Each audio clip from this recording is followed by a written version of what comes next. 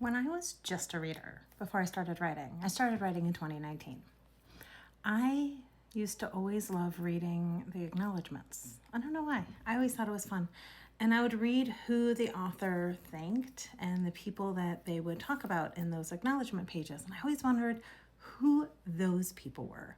The people who inspired the author, who helped the author. How did they help the author? Like, what does a person do to end up on a page that the author would actually mention them in a book? Like, how does that happen? How could I get on one of those pages? At the time, before 2019, when I started writing, before I started writing, I never thought I would start to write. It's a long story, but I never thought I would be a writer.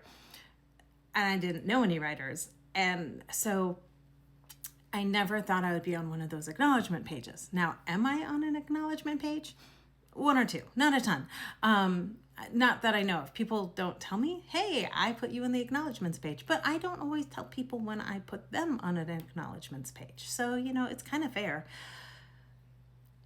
But then my question to you is, do you read those pages? I usually put mine at the front of the book. And if you read mine, you'll note a lot of the similar names because I thank my editor, who's also one of my best friends.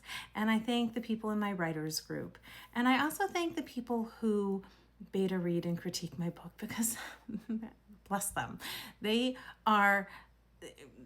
do so much to help my book go from the words that I threw on the page to something that readers can enjoy.